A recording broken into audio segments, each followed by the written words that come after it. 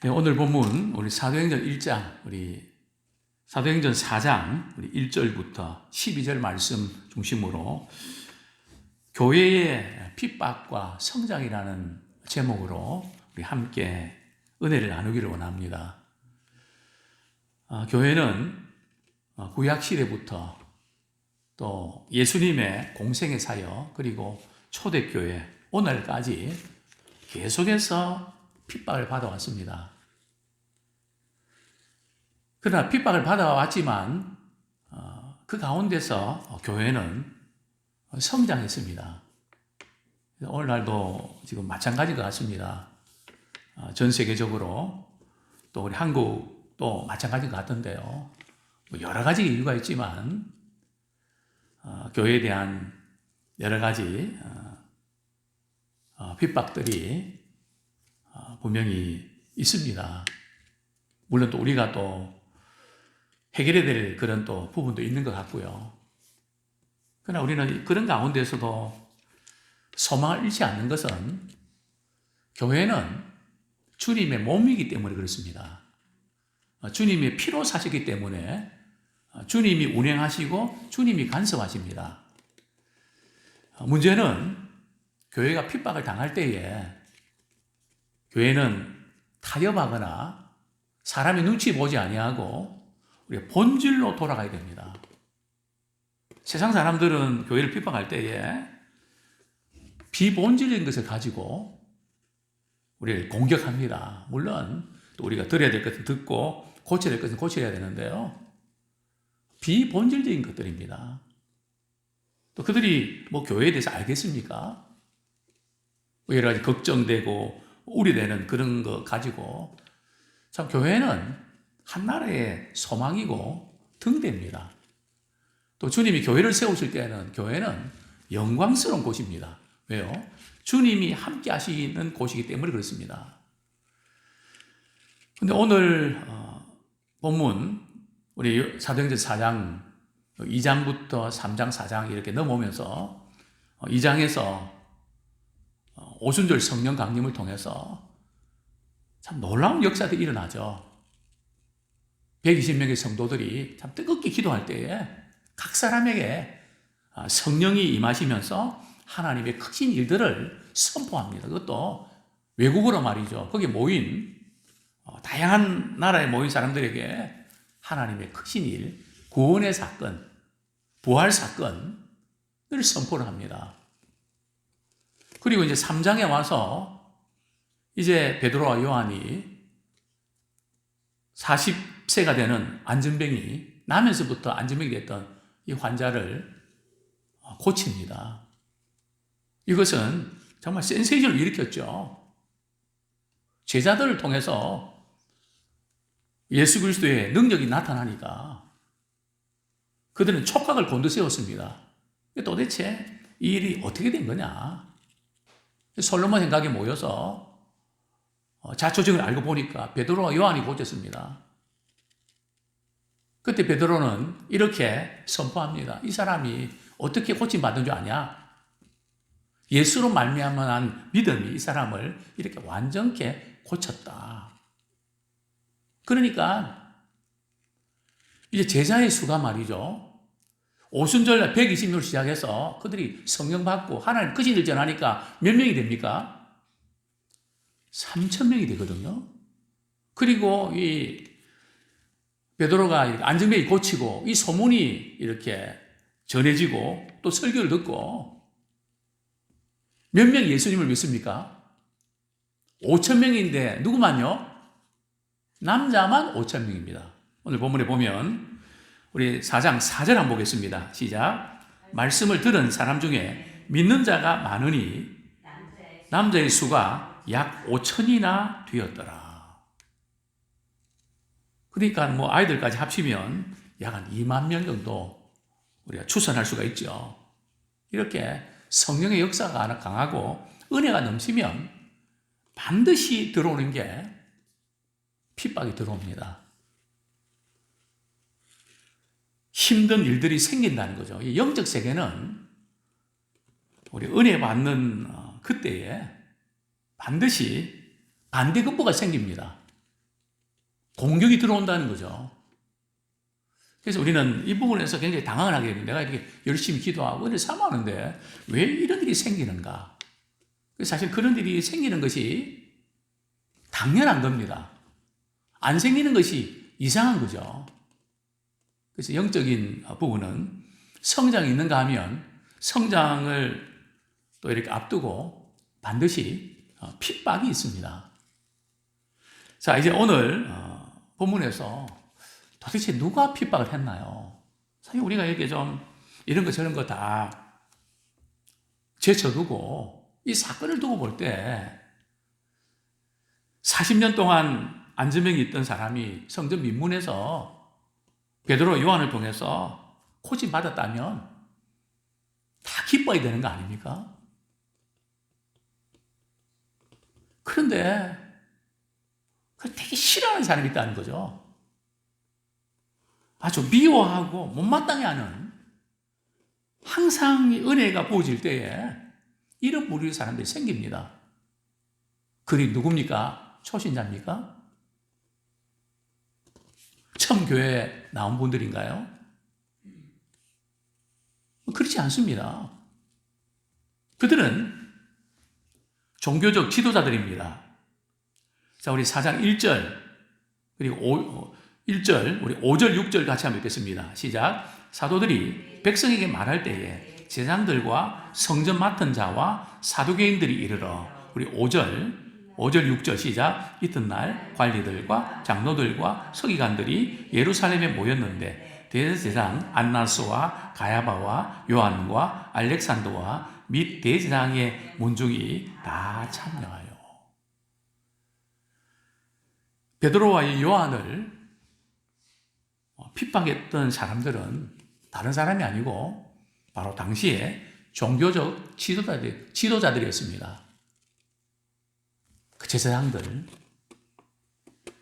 또 서기관들, 또 성전 맡은 사람은 성전에 경비 맡은 외부 사람들이 들어오고 이러니까 성전을 관리하고 또 그런 사람들이죠. 그래서 누가 빠져 있습니까? 바리새인들은 빠져 있습니다. 왜요? 바리새인들은 부활을 인정을 합니다. 사두개인들은 귀족층들입니다. 권력도 있고 돈도 많고요. 아주 힘을 가진 계층들이죠. 그들이 베드로와 요한이 나사렛 예수 이름으로 이 환자를 고쳤다는 소식을 듣고 그렇게 싫은 겁니다. 왜 싫어했을까요? 아까 우리 5절 읽어드렸는데 관리들과 장로들과 서기관들이 예루살렘에 모였는데 이들이 누굽니까? 바로 산헤드린 공회원입니다. 6절에 보면 대제사장 안나스와 가야바와, 이 산헤드린 공회원은 71명인데 의장이 누굽니까? 70명 또는 71명이라고 하는데요. 가야바입니다. 그런데 이름을 대제사장 안나스, 이거는 전직 대제사장인데 현직 대제사장은 가야바입니다. 가야바의 장인 어른이죠. 근데 너무 오랫동안 뒤에서 다 조정하고 식권을 쥐고, 그래서 이름이 먼저 나와 있습니다. 그들은 대장의 문중들입니다. 보통 지도자들이 아니고 최고위에 있는 그런 지도자들입니다. 그들이 무슨 일을 했죠? 예수를 십자가에 못 박는 일에 앞장섰던 사람들 아닙니까? 예수님이 이제 무덤에 이렇게 장사지림바 됐을 때 그들 중에 한 사람이 찾아가서 빌라도 총독에게 이렇게 부탁을 하죠. 저 나사렛 예수가 살아 생전에 했던 말이 찜찜합니다. 죽은 후 3일 만에 다시 살아난다 그랬는데 그분이 다시 살아나면 골치 아픕니다. 근근히 불을 껐는데, 예수에 대한 그 소문에 대한 불을 껐는데 이 걷잡을 수 없습니다. 그리고 철통 같은 방어하지 않습니까? 그들이 나사렛 예수를 십자가에 못 박았는데 백성들이 말이죠. 나사렛 예수의 이름을 이렇게 다시 인정을 하고 그 이름으로 이 환자 고침받다 그러니까 이게 보통 난리가 아니라는 거죠. 이걸 어떻게 하든 덮어야 되는데 그래서 이 소식을 듣고 이제 베드로와 요한을 감옥에 가둡니다. 날이 저물었거든요. 시간이 한 오후 4시쯤 됐어요. 4시쯤 되면은 이렇게 오후에 제사 드리는 것도 끝난 시간이거든요. 그리고 그들은 밤에는 어떤 회의도 결정도 못하니까 일단 가다 놓고 아침에 말이죠. 그들이 산헤드린 공회 회원들이 모여서 이 문제를 토론합니다. 그게 바로 5절 이튿날 관리들과 반원형으로 만들어진 그 자리인데요. 가운데 전직 대제사장 가야바가 딱 이렇게 앉고요. 그 옆에 아마 이렇게 전직 대제사장 안나스와 여러 이렇게 종교 지도자들이 앉았겠죠. 높은 자리입니다. 그리고 베드로와 요한은 저 낮은 자리에 서서 신문을 받습니다. 근데 신문하는 내용이 뭡니까? 우리 7절 같이 한번 읽겠습니다. 시작. 사도들을 가운데 세우고 묻되 너희가 무슨 권세와 누구의 이름으로 이 일을 행하였느냐. 참 이 종교적 지도자들이 신문하는 내용을 보면 본질에서 벗어나 있는 그들은 이 환자가 고침받은 것에 대해서는 관심이 없습니다. 불의를 행하는 사람들은 자기 불행을 가지고 이 팩트를 가지고 접근하는 게 아니라 어떤 자기들이 생각하는 어떤 생각을 가지고 무수인 것을 가지고 자꾸 문제를 일으킵니다. 사실을 들추어내도 받아들이지 않습니다. 이게 오늘날 우리의 지금 우리 사회 모습 아닌가요?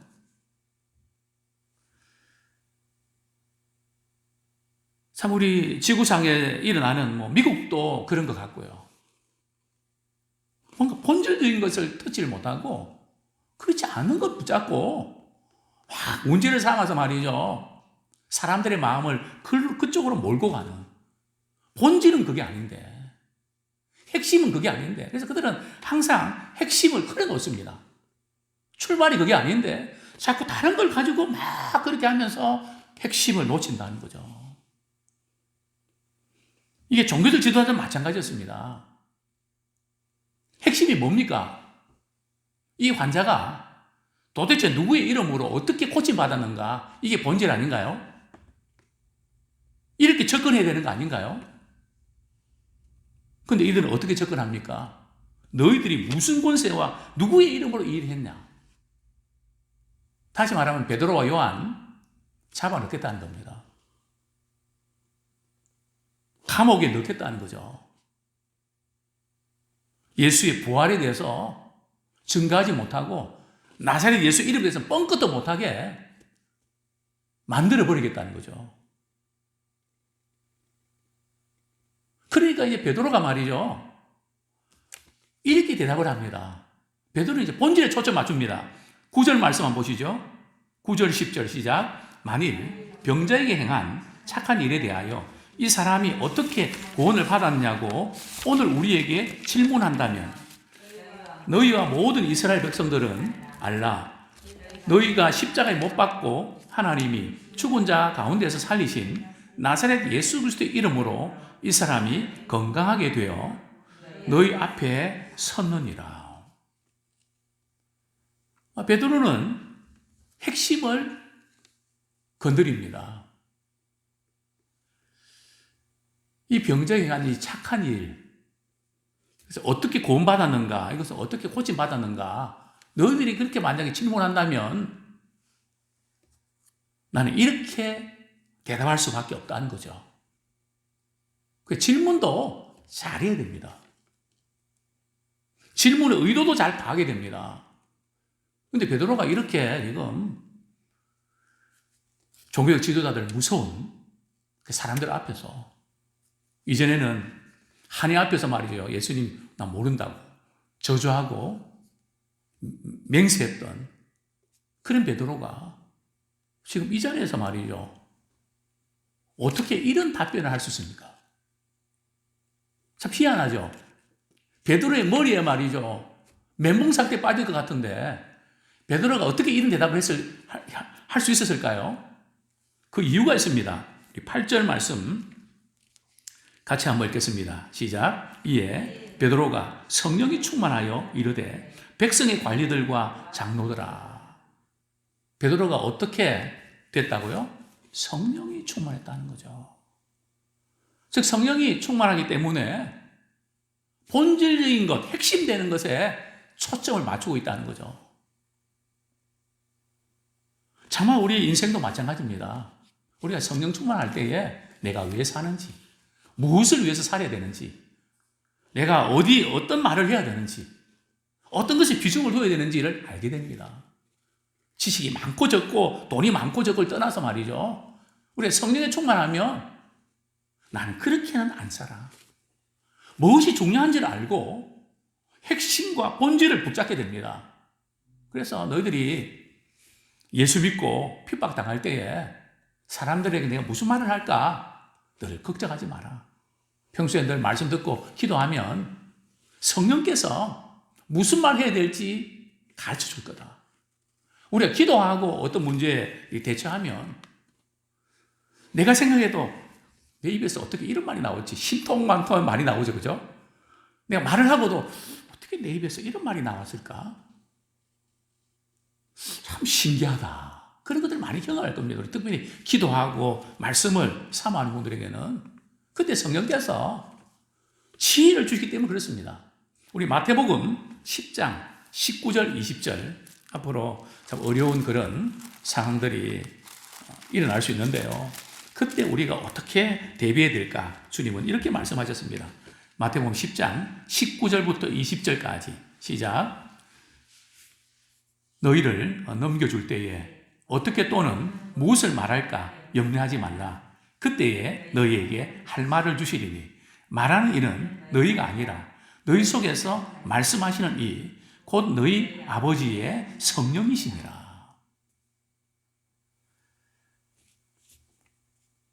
복음 때문에, 주님 때문에 어려움을 겪을 때 그걸 어떻게 대처할까?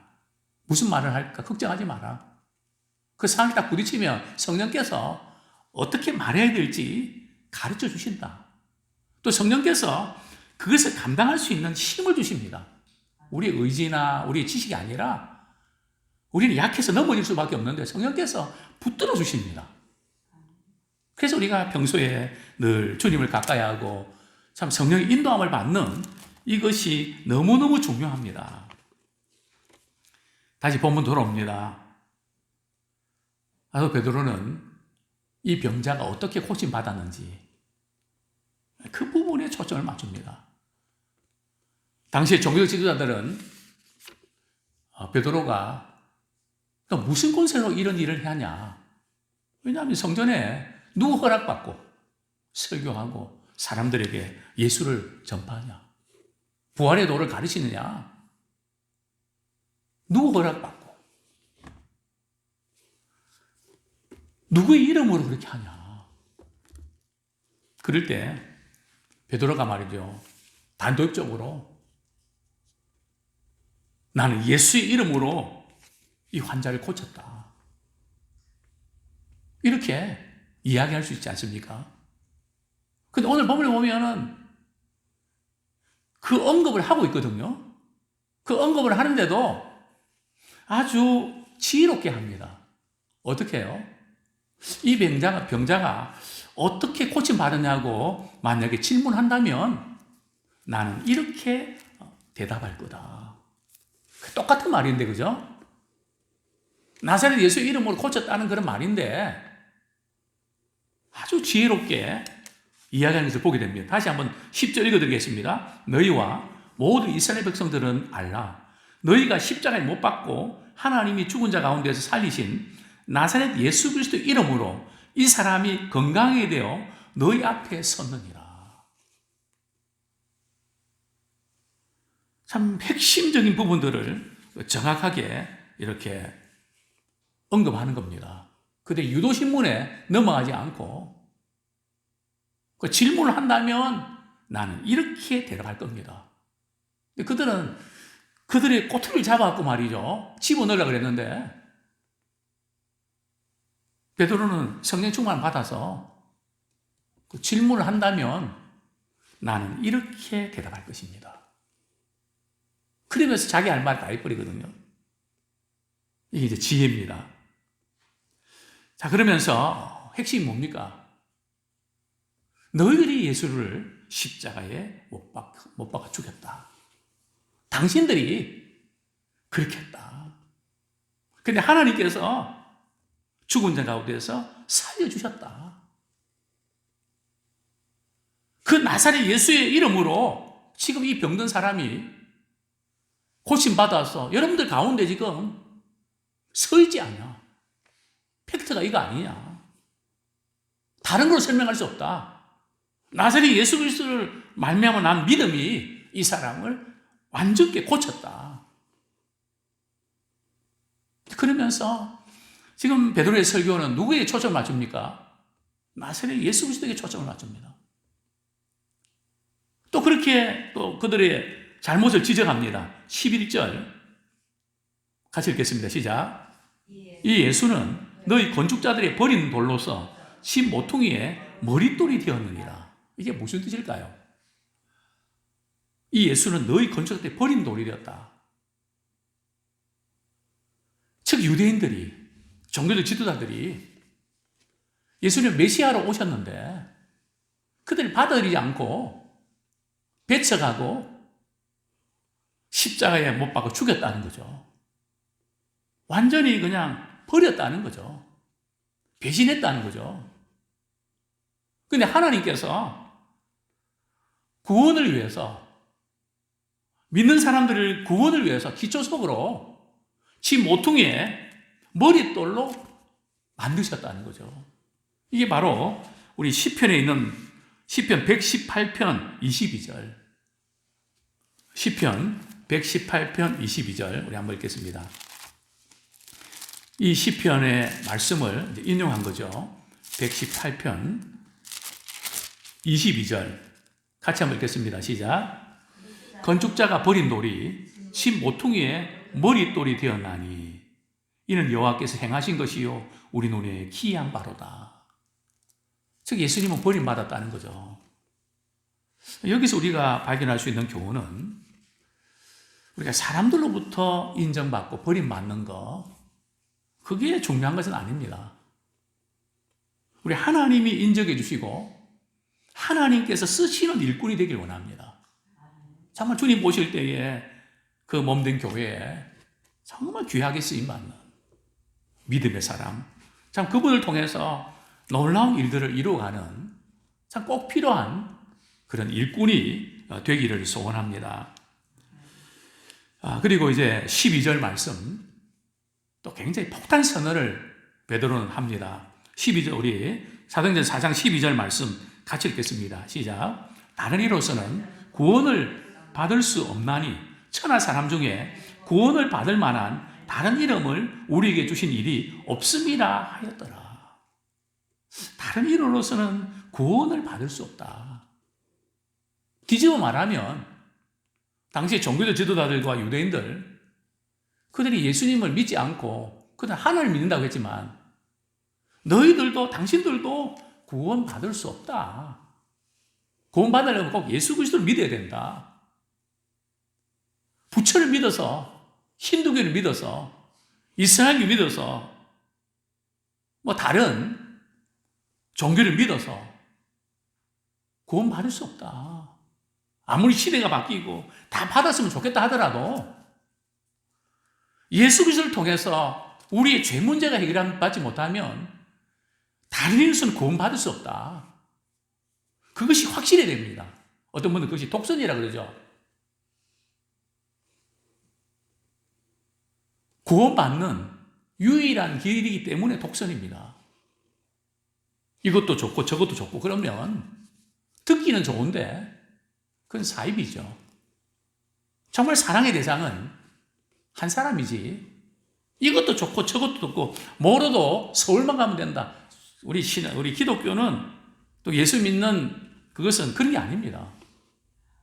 오직 예수님을 믿어야만 구원을 얻습니다. 착해도 안 되고 돈으로도 안 되고 뭐 많은 봉사를 하고 그래도 안 되고 정말 예수로 말미암는 믿음이 있는가 그것이 중요합니다. 또 예수를 믿음으로 구원받는다는 게 구원은 말이죠. 우리가 죽어서 천국 가는 그 정도란 말이 조금 그렇긴 하지 말이죠. 그것도 대단한 일이지만은 그 차원에 머무는 게 아니라는 거죠. 뿐만 아니고 우리 과거에 지은 모든 죄가 예수를 믿음으로 사함받는다. 예수 결박 부셨도다.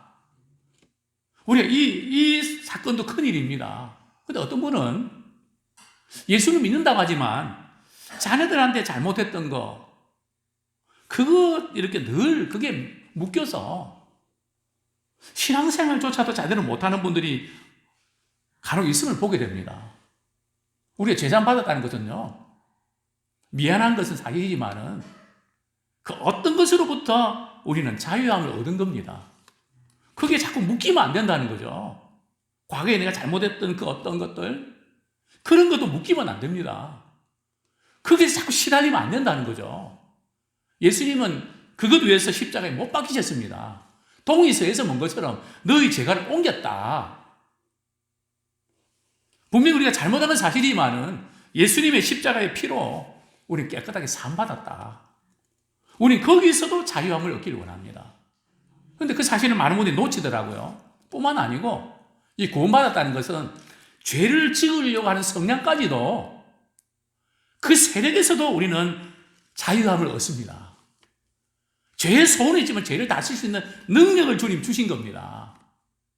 과거의 죄만 다 사해준 게 아니고 지금은 내가 의지를 가지고 그렇게 하는 게 아니라 바로 현재 우리 삶 속에서 짓는 죄까지도 예수의 이름으로 그 죄를 차단시킬 수 있는 죄의 차단교 같은 구원의 능력을 주셨습니다. 정말 우리는 이 세상 가운데서 예수를 믿음으로 말미암아 구원의 놀라운 은혜를 선포하고 또 우리는 정말 우리가 본질 붙잡을 때에 부수적인 것으로 그것도 안 믿는 분들이 아니라 교회생활 오래 하고 직분을 받은 분들이 공격이 들어오고 참 힘들게 될 때가 있습니다. 앞으로 점점 그럴 겁니다. 우리가 그런 부분에 건드리지 말고 우리는 어려울 때일수록 신앙의 본질 붙잡고 나갈 때에 교회의 핍박이 성장의 기회가 될 줄로 믿습니다.